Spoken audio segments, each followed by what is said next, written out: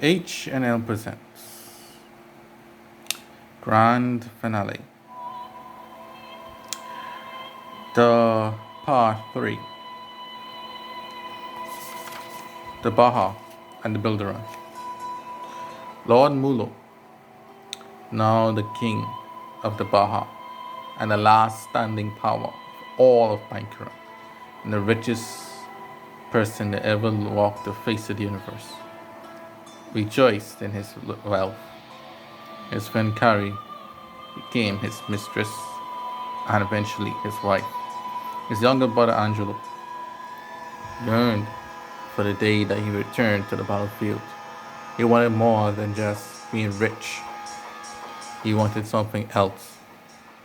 He wanted total control and dominion. He begged his brother, "When can we go to war?" he said. Mulo said no. Now is not the time. For now, let us watch the universe grow. Eventually, like the last time, the siblings of Madonia will eventually lead the empire to ruin. Some way, somehow. Despite Madonian's best efforts, it will all come to naught. Don't worry, little brother. Our time is coming.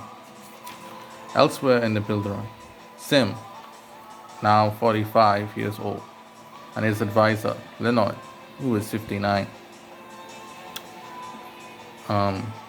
led the Telecan and re-established the Bildaron by hiring soldiers from that of the Formician, Cian, Pipple, Petelican, Cabalon, and Ottoman. Nando Batel, who was 46, Tasman Batel, who was 50, and Masa Batel, who was 51, along with their allies Shi'i Balad, Jambe, and Tero, Jambe's younger cousin. Jambe often said, "Tero, I don't want you in this fight. Let me and me alone represent our people." And Tero said, "Master of a crossbow, an expert strategist and marksman in his own right."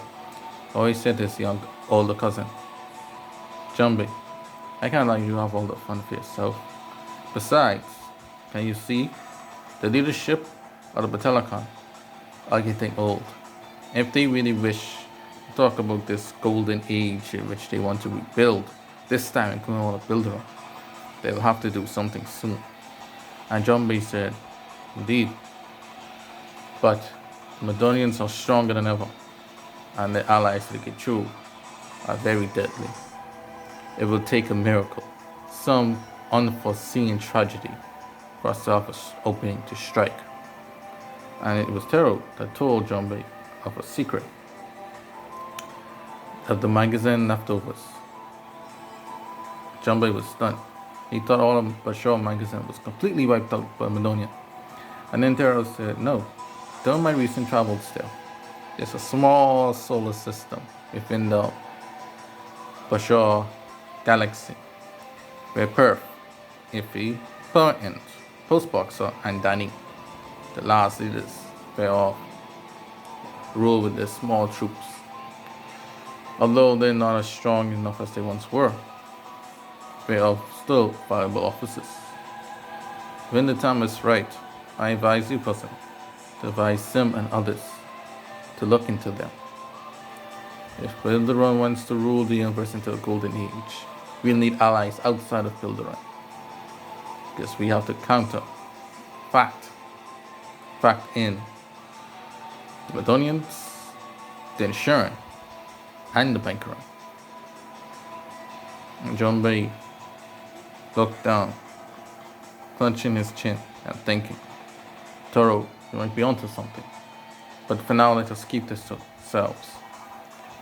Despite having two silver excellences, we cannot be hasty. The Empire is still strong.